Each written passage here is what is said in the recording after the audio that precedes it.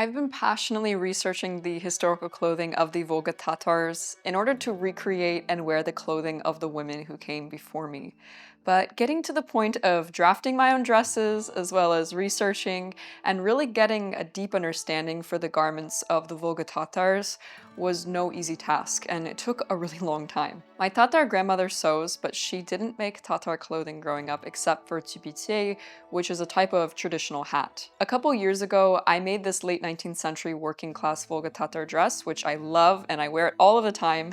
And recently, I started making another 19th century style linen Tatar dress, but I haven't quite finished it. Simultaneously, whilst working on that dress, I also began sewing a 19th century silk festive dress, which likely would have been worn for a wedding, special occasions, or by a wealthier townswoman. I finally felt ready to debut what I've been working on, but I decided to take it a step further and also follow some of the beauty standards of the time. But first, who are the Volga Tatars? So we are Turkic people indigenous to the Volga-Ural region, and we were a semi-nomadic horse riding culture. One thing that is important to know is that different Tatar groups aren't necessarily related. For instance, within the umbrella of Volga Tatars, there are Kazan Tatars and Mishar Tatars. These are related groups, but then there are groups such as the Crimean Tatars, the Siberian Tatars, the Lipka Tatars, and others, and none of us are related, aside from the fact that we are all Turkic people, and that is one major thing that does connect us. One of the sources that we have for understanding what the beauty standards of the Volga Tatars were, at least in the 1800s, was written by the museum founder and ethnographer Karl Fuchs. Fuchs was ethnically German but lived in Kazan, which is the capital of Tatarstan. In 1844, he published some of his observations about Volga Tatar life and culture in a book called «Казанские татары в статистическом и этнографическом отношениях», which roughly translates to Kazan Tatars in statistical and ethnographic relation. What he describes is deeply insightful for a number of reasons, and I feel grateful that he documented so much of our historical culture, but at the same time, Mr. Fuchs also calls Volga Tatar women ugly. A reminder that this is what he looks like. But anyway, he goes into detail describing the beauty and makeup practices of Volga Tatar women during this time, which I want to give a big thanks to Aygül Ahmedjan, who did the hard work of translating this information into English, as well as compiling the research I'll be referencing on the hair and makeup practices. She also gave me the idea for this video. I truly could not have made this video without her findings. So I'm going to recreate the look for you all today and also put on the early to mid 19th century ensemble that I made, which lines up with the 1844 timeline, and it's going to be a lot of fun and hopefully informative, as I'll explain exactly what goes into everything. I've never done makeup anything like this before. As you'll see later, Volga Tatar beauty during this time is very distinct and they wore extremely heavy makeup, especially the wealthier they were. I'm incredibly excited, honestly, and I also have an inkling that this experience is going to help me feel even more deeply connected to my ancestors. I'm making a dress which we call kulmak, and this style is known as tunika saman, or tunic-like. I started by drafting the pattern directly onto the silk fabric. I cut out my fabric, and then all my pieces were ready. I ended up not using the underarm gusset piece as it wasn't needed after my first fitting. I cut the lining out of an unbleached linen and stitched all of the outer pieces together with back stitches, and then stitched in the lining. And finally, I hemmed the dress. During this entire time, I was also working on the ruffle, over the course of a few months, to be honest. I had to hem it, and it's nearly 6 meters of fabric, so that took a very long time. And then I also carefully pleated the fabric down and back-stitched it into place. Probably the most frustrating part of this entire making the dress process was getting the ruffle pinned evenly to the dress hem. Having to stitch the ruffle down in place was also quite tedious because I didn't want to catch the lining, but I had to make sure to go through the outer fabric layer. Anyways, it was difficult and it took a lot of time. In order to cover the raw edges of the ruffle, I cut out strips from some embroidered silk and then whip stitched it down. I've almost finally finished the Volga Tatar dress that I've been working on for months. Kind of feels surreal. And I currently smell like milk, which I will explain later. I'm so happy that this dress is finally done, and I'm really proud of how it's turned out. I basically just need to bind the neckline, and then I'm going to sew the traditional Volga Tatar hat, which is called kalvak. And I hope that YouTube does not punish me for saying that, because that is not a bad word, that is the name of the hat. I've also been pretty engrossed in a new hobby lately, which is knitting. Thanks to the sponsor of today's video, Skillshare, I can't stop buying new yarn. Some of my favorite categories on Skillshare include crafts, film and video, photography, and illustration, but they have many options to discover. Last month I took the class Knitting 101, Everything You Need to Knit with Confidence by Vincent Williams, and I learned how to knit a cowl. Then I made a second cowl and Frankensteined it together with a traditional Icelandic stranded colorwork design. Now I just finished a third project, which is this shawl. It was meant to be a scarf, but I just couldn't stop knitting, so I decided to make it into a shawl instead. I learned how to make this scarf/shawl with the Skillshare class Knitting 2, Learn Stitch Widths with a Triangle Scarf by Davina Choi, and I think it turned out so beautifully, especially now it's blocking and it's gonna look even better. Davina Choi's teaching style is so clear and incredibly helpful and informative, and now I know how to knit increases, which opens up a new world of possibilities. Skillshare is the largest online learning community for creatives, with thousands of classes led by industry experts across film, illustration, design, freelance, crafts, and more. They can help you take your career, skills, hobbies, passions, or side hustles to the next level. Skillshare is currently focusing on the theme creativity as a practice, and beginning my knitting journey about a month ago has really exemplified this for me, as I've noticed the more I've practiced my knitting, the freer I've become within the skill, and the more that I've been able to unlock new creative approaches, such as hopping into stranded colorwork for my second cowl. This is what Skillshare is here for. It's all about making the choice to learn and then growing a creative practice of your own. The first 500 people to use my link in the description will receive a 1-month free trial of Skillshare, which means if you finally want to learn how to knit or explore another new interest, here's your chance. Thank you so much to Skillshare for sponsoring this video, and now let's go and make some Tatar headwear. I began by drafting the pattern for the kalfak. I took the measurements around my head and then, using the image of an antique kalfak in one of my Volga Tatar fashion books, I decided on the length by measuring how large the image was with a ruler and then scaling that to half of my head circumference measurement. Then it was time to cut the fabric, and I knew I wanted to use red cotton velvet, but there was just a little problem. Oh no. Way too small for this project. Oh, that's a little... Nope, not wide enough. Ugh. Desperate times called for desperate measures. Right, now that should be enough now. I can't believe I just did that. I drew out 2 pieces on the newly acquired velvet, and then thread traced one of the pieces. Then right side to right side, I basted the 2 pieces together. I just basted it together. It fits! Once I knew the kalfak fit, I backstitched the pieces together and I notched the edges of the curve so that way it would look very clean after pressing. Then I cut out some more strips of the embroidered silk and I made the strips into a bias tape, except on the straight of grain, so I guess a straight of grain tape. I pinned and sewed these onto the red velvet base, which was very time-consuming work. I had already sewn some fringe at the bottom of the kalfak, so I also decided I wanted to sew some at the top. And finally, the hat was done. Now I just needed to quickly bind the neckline of my dress, which I originally tried to make a small standing collar for, but I got super frustrated, so I decided to just hem the neckline instead, and I plan to sew a small collar on at a future point in time. So it is the morning before the shoot, or the makeover, and I realized that I need something for my hair, which are these hair ornaments worn traditionally by Volga Tatar women called chulpe. And speaking of wearing, I'm currently wearing the shawl that I just finished knitting, and I think it turned out so beautiful. I'm so excited that I can now knit.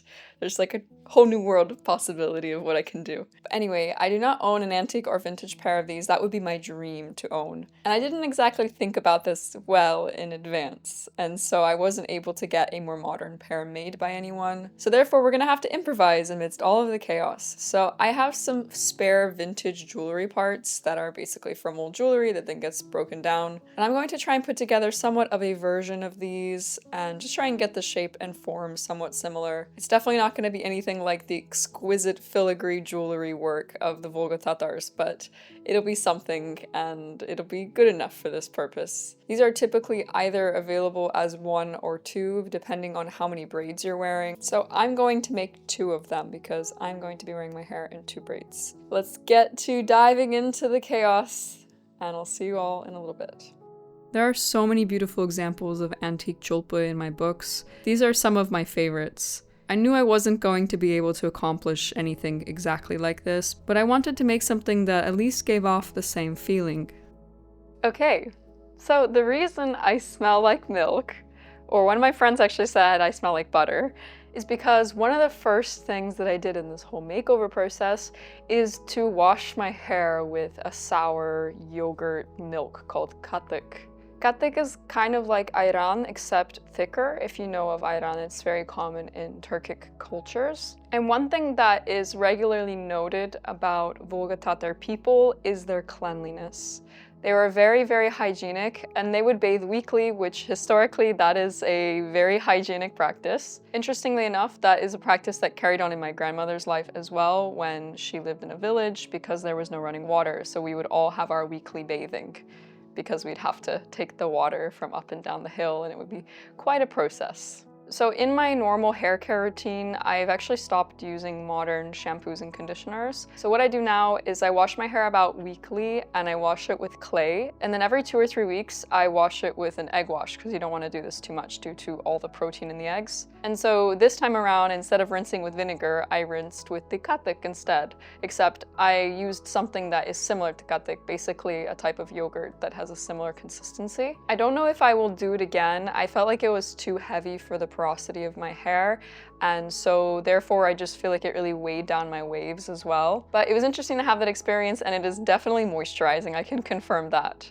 So this time I'm going to start with my hair, which I've already brushed out, and 1 or 2 braids is traditional for Volga Tatar women. So I'm going to do 2 braids because it works with my outfit better, you'll see. The good thing about washing your hair with katık is it ends up a bit greasy, which makes it really easy to braid and separate. So maybe that's partially why they did it. Usually after braiding, the hair would be coated with animal fat or beeswax to kind of create a pomade and keep everything down and slick. But I'm not going to do that because I feel like firstly, my hair is already greasy enough. And secondly, I really don't want to ruin the hat that I made with a bunch of fat. So yeah, I decided to skip that step. I don't think it's necessary, but just to know that sometimes that was done. And I'm sure different women had different beauty routines, so this is just the realm of possibility of what could have been done. When I braid my hair, I like to think of my ancestors, which I think is just sweet. Definitely smelling the butter. That's done. My hair is done. Yay, that was easy. Well, there'll be some chulpa on it as well, but I'll do that later. And then for these next parts, I'm going to take off the shawl I made because I don't want to just get it completely covered in the next thing. So the next step of the beauty routine is to apply white face paint. And this was often from China, and in China this was a common practice as well as some other East Asian cultures throughout history. And so yeah, this was also a thing in Volga Tatar beauty standards. So instead of using the traditional historical white face paint, which was often made with lead, I'm opting for a theatrical makeup option instead, which is activated with water, which is the same that the face makeup was done for Volga Tatars. They would activate it with water. All right, let's see if this works. I've never done this before. That's a good formulation, very smooth. And the wealthier that the woman was, the thicker this would be applied. I don't know how far it's meant to be applied, maybe to there. I don't know whether or not it was also applied on the neck, but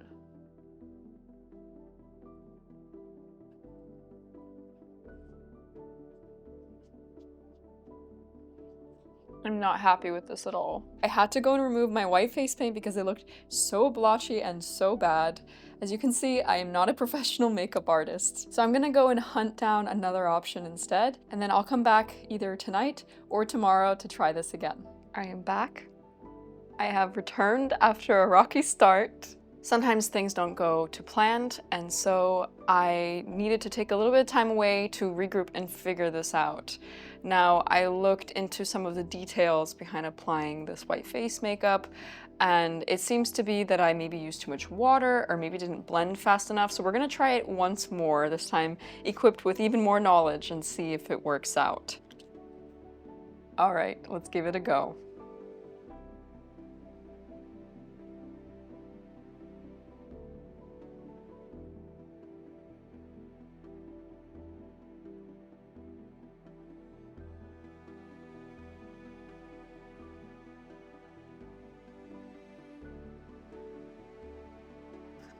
It's so cute. So next up, it's my eyebrows. So typically, brows were dyed with a plant called uzma, which a lot of people seem to think that this is woad. And to me, my research seems to point to this. I was not able to find uzma anywhere. There's still a practice in Tajikistan of dyeing the brows with uzma, as well as creating a unibrow, which is a beauty standard there.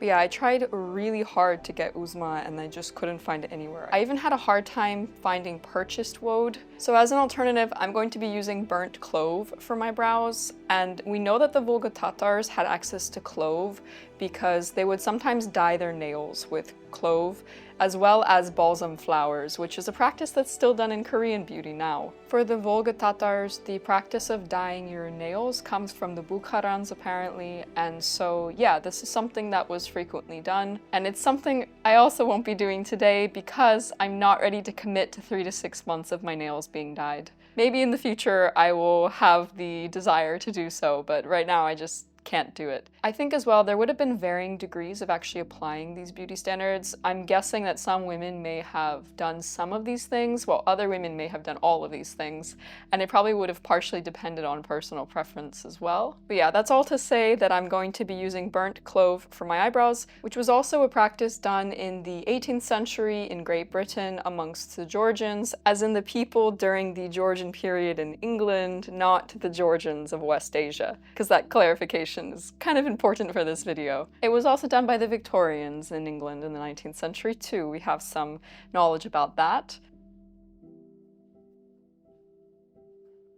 I'm not happy with the shape of these. Let me try and fix it a little bit. I'm always amazed at how well burnt clove works to create this pigment. All right, there we go. The brows are done. So the next step would be very dark eyes and eyelashes, and this was typically done with antimony or kohl. Now, antimony can be quite dangerous as it can contain lead, and so I don't want to risk that. So I actually bought a kohl replacement, which has a similar consistency to kohl, except it's made with ingredients that definitely don't contain lead. That way I can safely try and recreate this experience and also not give myself lead poisoning. I would prefer not to have lead poisoning, thank you very much. And this is not a brush, this is just an application stick, which is probably more like what they would have had historically as well. And the beauty standard was almond-shaped eyes, so I'm gonna try and pull my naturally slightly almond-shaped eyes into more of an almond by extending it. In these moments, I am so grateful to be ambidextrous.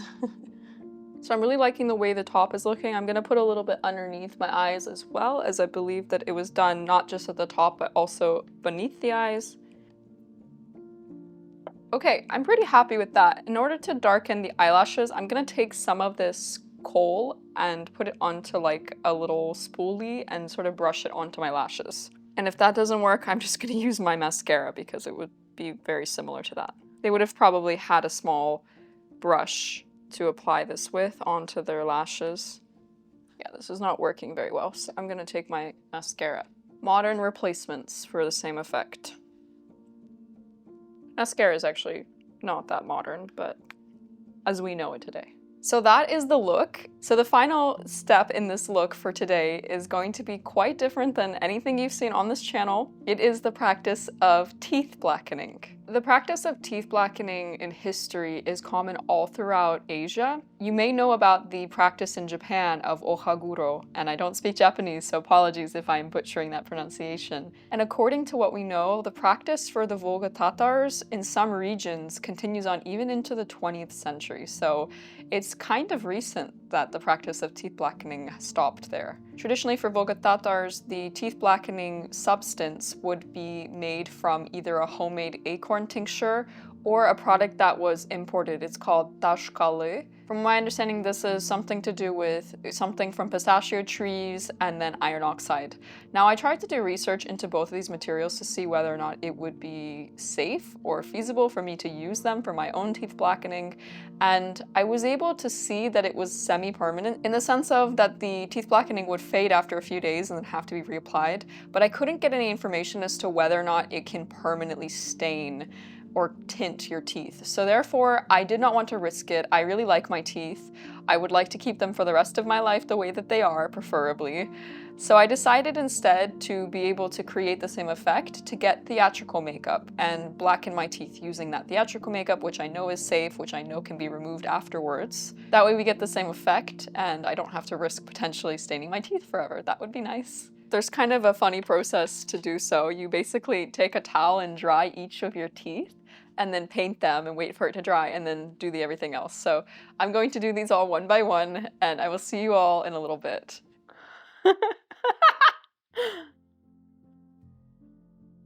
Oh, my.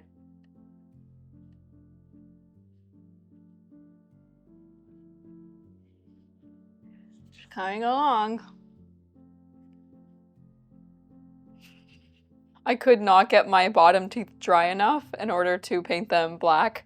You have to get your teeth super dry for it to hold, and mine were not because I guess the mouth creates a constant little pool of liquid at the bottom of your mouth, even just by existing, even if you sit there drying it with a towel. But yeah, I managed to get the top ones done, and that's what matters because that's the real effect. You can mostly see my top ones when I'm talking and smiling. Unless I smile like this, and then you can see both. I feel connected to my ancestors. That's what matters most. All right, well, the hair and makeup is done. The next step is gonna be accessorizing and jewelry. And Volga Tatars, they wore so much jewelry, if they could afford it, of course. The jewelry piece that I'm mainly gonna be wearing today is the cholpu that I made earlier, the cholpu, the mock ones. And I think they turned out super cute. I'm just grabbing them. Not bad for not having jewelry making skills and just throwing something together with a bunch of random vintage parts. So these are going to go at the bottom of my braids here. And they're usually a lot heavier in real life and more robust, more sturdy. But I'm gonna use these to actually tie my braids as well by lacing in a piece of twine. So I've got a little bit of twine here. I'm gonna tie those on. And I think it's nice how they are also a way to keep your braids secure. All right, there's one. Really, really cute. Oh my god, I'm definitely gonna wear these all the time. They're so adorable. Maybe minus the black teeth if I go outside. I think I might end up scaring some children if I go out with my black teeth. It's definitely not a beauty standard that we're used to in Europe. My hair has the chulpe on it. So now I'm gonna stand up and rearrange the camera a little and get dressed and explain what's going on. So I start with my base layers, which in this case I am wearing a European historical style shift rather than the undershirt that may have been worn by the Volga Tatars. People of all genders wore the same undergarments amongst the Volga Tatars, which includes the ishtan, or the undertrousers that I'm wearing, and then from what I understand, it varied whether women wore an undershirt or not. If they did wear an undershirt, it would not look like the one I'm wearing, rather more like a plain version of the tunic-style outer dress. The ishtan are awesome, and I wear them all of the time. They're cut very wide and gathered down with a drawstring because the Volga Tatars were semi-nomadic horse riding people, so you'd need a lot of comfort and mobility whilst riding horses all day. Next, I have my kulmek that I made earlier in the video. This tunica saman style kulmek was worn into the mid to late 1800s from what I know. By the later 1800s, you start to see a lot more European influence in Tatar clothing, and so the cut of the dresses changes quite a bit as well. I'm securing the opening here with an antique brooch, but often the opening would be secured with a style of jewelry called yaka chulbere, which are absolutely gorgeous. I would love to own an antique one of these eventually, but they're fairly rare. The opening slit on the front of the dresses is something you see again and again for Volga Tatar clothing, and I have a theory that it also could have been very useful for nursing. Up next is the izu, or ruffle. I made this one about a year and a half ago now, I think. This serves as another decorative piece of jewelry, as well as a way to cover the dress opening for modesty. I place this at the front of my chest and then tie it at the back of my neck. There is one more type of neck/chest jewelry that you see amongst Volga Tatar women, which is the khesete. These are super cool and essentially are like a collection of various pieces of jewelry on one board. If you collect pins, that's probably the closest thing in modern times that it reminds me of. They are worn over the left shoulder and then they go in front of the body. Most jewelry would have been passed down through generations and was considered very precious. In some cases, 1, 2, or even sometimes all 3 of these different chest ornaments would be worn. When all 3 are worn, it tends to look a little bit chaotic, but like I said, there's a lot of jewelry for our historical dress, and I find it really beautiful. You also see a lot of big, gorgeous earrings being worn jewelry-wise. I just don't own a pair, so I didn't wear any for this video. And then finally, it's time for the headwear, the kalfak I made earlier. This style you see commonly worn throughout the 1800s, and you see a smaller version being worn towards the later 1800s as well as into the 1900s. The kalfak is often quite heavily embroidered. However, I didn't have time to do embroidery for mine, so I opted for ribbon strips, and I left the hat unlined for now, so that way I can easily add some embroidery in the coming months. And that's the entire look.